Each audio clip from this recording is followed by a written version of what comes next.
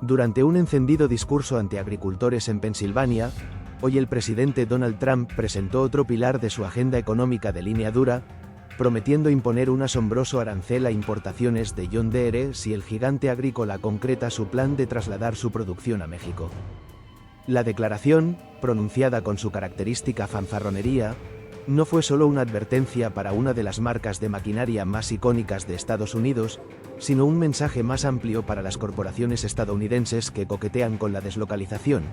Si trasladan empleos al extranjero, lo pagarán caro. Esto está perjudicando a nuestros agricultores, está perjudicando a nuestra manufactura. Yo acabo de notar detrás de mí tractores John Deere. Sé mucho sobre John Deere. Amo la compañía, pero como saben, anunciaron hace unos días que van a trasladar gran parte de su negocio de manufactura a México. Le estoy notificando a John Deere ahora mismo. Si hacen eso, vamos a imponer un arancel del 200% sobre todo lo que quieran vender en Estados Unidos. Una tormenta está barriendo los corazones agrícolas tanto de Estados Unidos como de México, amenazando con convertirse en una de las crisis más desestabilizadoras en la producción mundial de alimentos en la memoria reciente. En el centro de este seísmo se encuentra John Deere, el legendario titán de la maquinaria agrícola, que ahora enfrenta una creciente rebelión por sus prácticas controvertidas. Lo que comenzó como un malestar se ha transformado en una rebelión transfronteriza en toda regla, desafiando los pilares mismos de la agricultura moderna, el comercio internacional y la seguridad alimentaria. Esto no es simplemente un error corporativo o un tropiezo en la cadena de suministro. Es una lucha de alto riesgo por el control, la resiliencia y el futuro de cómo se alimenta el planeta. En los campos del corazón agrícola de Iowa y los fértiles valles de Sinaloa, miles de tractores y cosechadoras están inmóviles con sus motores en silencio, mientras los agricultores enfrentan una crisis sin precedentes. Las fronteras se han convertido en campos de batalla, con la maquinaria retenida como rehén en un pulso calculado. John Deere, antes símbolo del progreso agrícola, permanece sospechosamente en silencio. Su logo verde y amarillo se ha convertido ahora en pararrayos de la frustración. Este conflicto va mucho más allá de equipos rotos o envíos demorados. Es una batalla por el control de las herramientas que sustentan el suministro alimentario de la humanidad. Los riesgos no podrían ser mayores, desde campos sin sembrar hasta precios de productos básicos en alza. Las ondas expansivas de este cataclismo amenazan economías, medios de vida y mesas en todo el mundo. ¿Qué desató esta crisis? ¿Quién permitió que se desbordara? ¿Y qué ocurre cuando la maquinaria que impulsa la agricultura global se detiene por completo? Las respuestas revelan una saga de abuso corporativo, resistencia campesina y una cadena de suministro alimentaria al borde del colapso. El bloqueo fronterizo, un ataque quirúrgico. Hace 3 semanas, funcionarios aduaneros mexicanos implementaron lo que describieron como protocolos mejorados de inspección para equipos agrícolas en pasos fronterizos clave como Laredo y Nogales. En la práctica, esto no fue ningún trámite rutinario. Fue un bloqueo deliberado dirigido contra John Deere. Más de 140 tractores y cosechadoras, esenciales para la temporada de siembra en México, quedaron detenidos, abandonados bajo el sol implacable. Mientras tanto, competidores como Case IH y Kubota pasaban con demoras mínimas, dejando al descubierto el carácter selectivo de la operación. Para los agricultores mexicanos, el momento no pudo haber sido peor. Con la temporada de siembra a solo semanas de comenzar, miles de hectáreas esperaban ser aradas, fertilizadas y sembradas. Sin embargo, la maquinaria necesaria para dar vida a esos campos estaba atrapada en un pantano burocrático. Eduardo Vázquez, un agricultor de Sinaloa, se encontraba impotente ante sus 5,000 hectáreas sin cultivar, con su tractor John Deere totalmente pagado a tan solo unos metros, pero inalcanzable al otro lado de la frontera. Para Vázquez y miles como él, esto no era solo una molestia, era una catástrofe que amenazaba sus medios de vida y la producción alimentaria de toda la región. En el lado estadounidense, los equipos logísticos de John Deere buscaban desesperadamente respuestas, pero las autoridades mexicanas ofrecían solo justificaciones vagas sobre estándares nacionales y cumplimiento de seguridad. El subtexto era claro: John Deere ya no era bienvenido sin enfrentar consecuencias. No se trataba de una disputa comercial aleatoria, sino del punto culminante de años de agravios acumulados con México, aprovechando un momento estratégico para golpear. La raíz de la rebelión. El derecho a reparar el bloqueo no fue un incidente aislado, sino el punto de quiebre de una lucha de una década entre los agricultores y John Deere. En el corazón de este conflicto hay una cuestión fundamental: el derecho a reparar. Los agricultores, columna vertebral de la agricultura mundial, han sido despojados sistemáticamente de su capacidad para reparar sus propias máquinas, atrapados en los sistemas propietarios y prácticas restrictivas de John Deere. La maquinaria avanzada de John Deere, equipada con transmisiones sofisticadas, GPS y herramientas de agricultura de precisión, ha revolucionado el campo, pero este salto tecnológico vino con un alto precio. El software propietario bloquea cada sistema, haciendo imposible incluso las reparaciones más simples sin técnicos autorizados. El reemplazo de un sensor de $50 podía convertirse en una factura de diagnóstico de $500 más miles adicionales en costos de traslado y mano de obra. En regiones remotas de Estados Unidos y México, donde hay pocos concesionarios, estas demoras podían extenderse por semanas, dejando que los cultivos se marchitaran y las cosechas se desplomaran. El costo financiero es demoledor. En zonas rurales de México, más de 300 quiebras agrícolas en los últimos 5 años han sido vinculadas a los costos de reparación y el tiempo muerto de los equipos. Un agricultor relató cómo tuvo que remolcar un tractor 200 kilómetros solo para encontrarse con una pantalla de software bloqueada, lo que le costó toda la cosecha de la temporada. En Estados Unidos, agricultores como Michael Peterson, productor de trigo en Kansas, enfrentaron facturas de $500 solo para borrar un código de diagnóstico que tomaba 5 minutos. Para Peterson, ese fue el momento en que su lealtad a John Deere se evaporó, reemplazada por una profunda sensación de traición. El logo verde y amarillo, que antes era un emblema de orgullo, se convirtió en símbolo de control y explotación. Los agricultores, conocidos por su ingenio, se sintieron particularmente ultrajados por la pérdida de autonomía. Hábiles en mecánica y resolución de problemas, se les prohibía reparar sus propias máquinas, incluso cuando tenían las piezas y los conocimientos necesarios. Documentos internos filtrados, conocidos luego como los archivos de aumento de ingresos a través de la exclusividad en el servicio, revelaron que no fue un accidente. Las diapositivas de 2017, que sumaban 64 páginas, detallaban una estrategia deliberada para monopolizar las reparaciones mediante bloqueos de software y herramientas exclusivas. Un ex ingeniero, Thomas Wilson, confirmó su autenticidad admitiendo: "No construimos para el tiempo activo, construimos para el margen".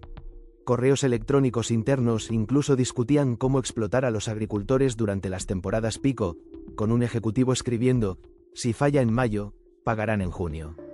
Esta revelación destruyó la confianza. Los agricultores ya no se veían como clientes valorados, sino como blancos de un plan calculado para extraer ingresos al máximo. Los documentos se difundieron como pólvora en los foros en línea, alimentando una rebelión que ya no se podía detener.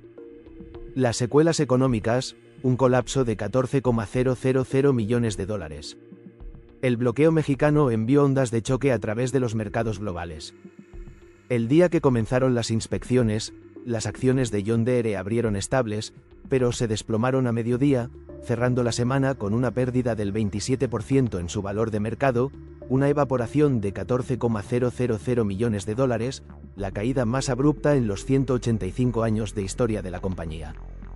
Los analistas de Wall Street quedaron atónitos.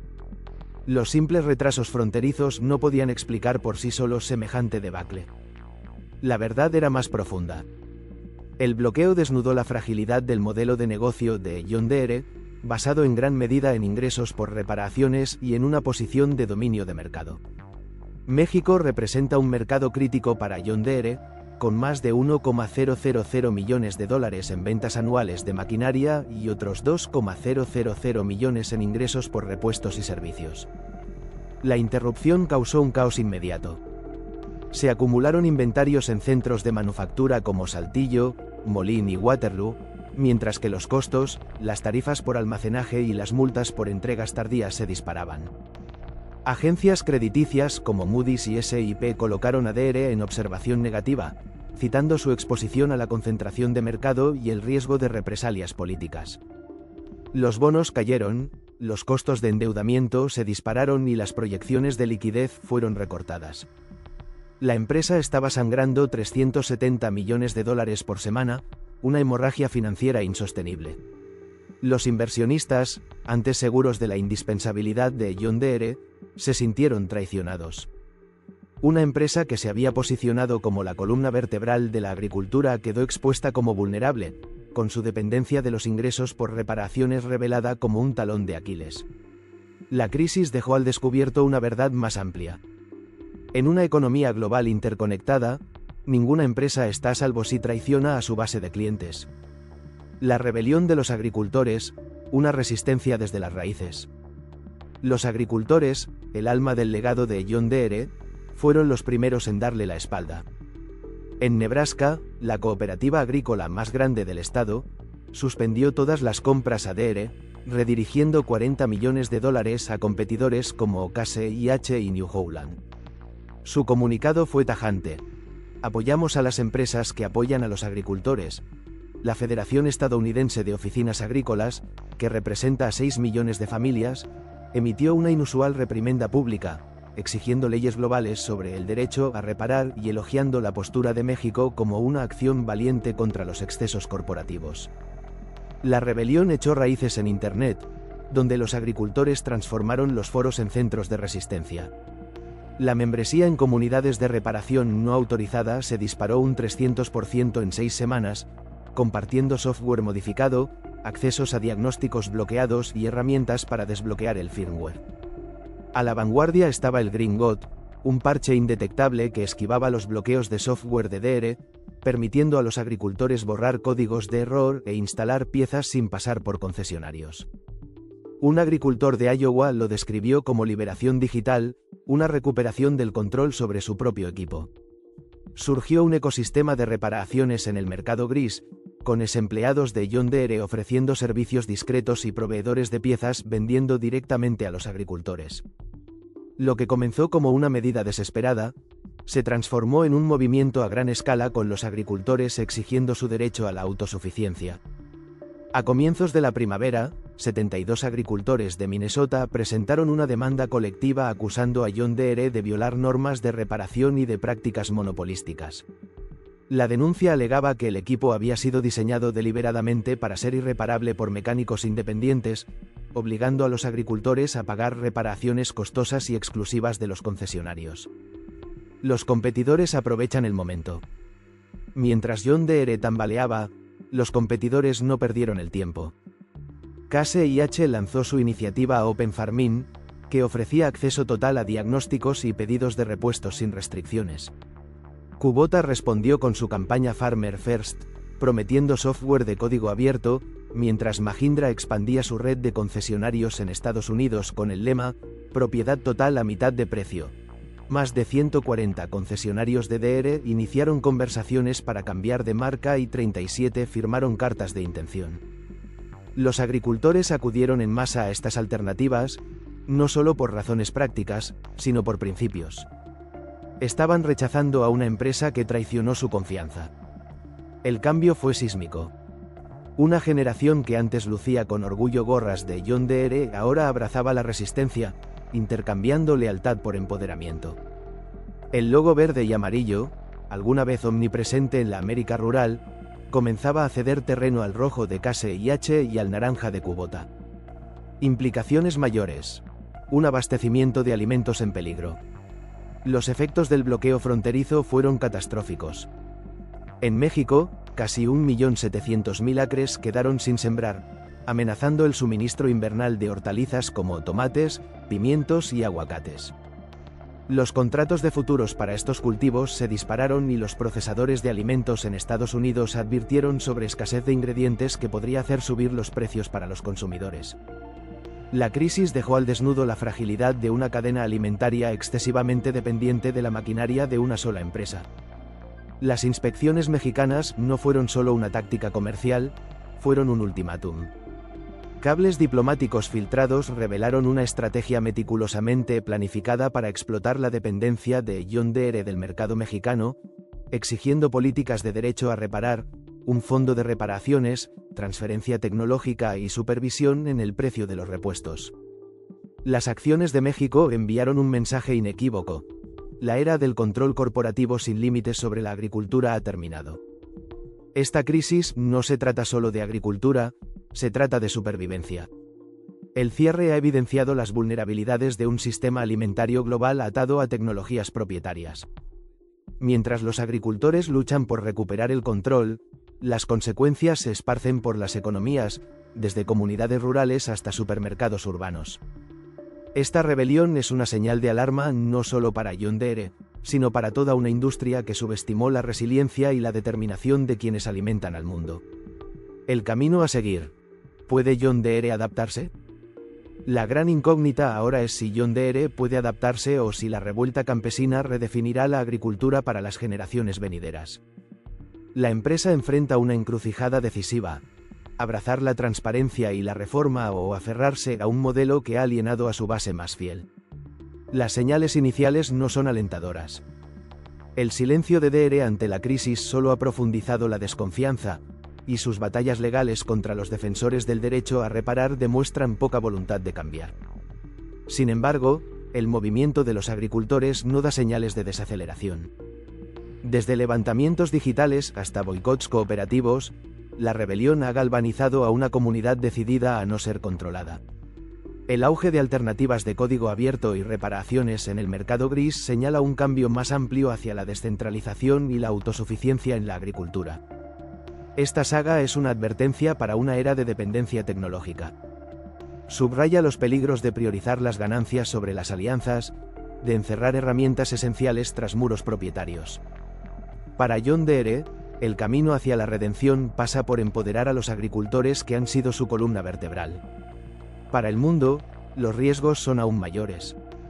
Una cadena de suministro alimentaria resiliente depende de la libertad de reparar, de innovar y de adaptarse. Mientras los campos yacen en barbecho y los mercados tambalean, la revuelta campesina se alza como un testimonio del poder de quienes trabajan la tierra. Su lucha no es solo por ellos, sino por el futuro de la alimentación. Un futuro que pende de un hilo mientras esta crisis continúa desarrollándose. No olvides suscribirte a nuestro canal, activar las notificaciones y dejar tu like. Nos vemos en el próximo vídeo.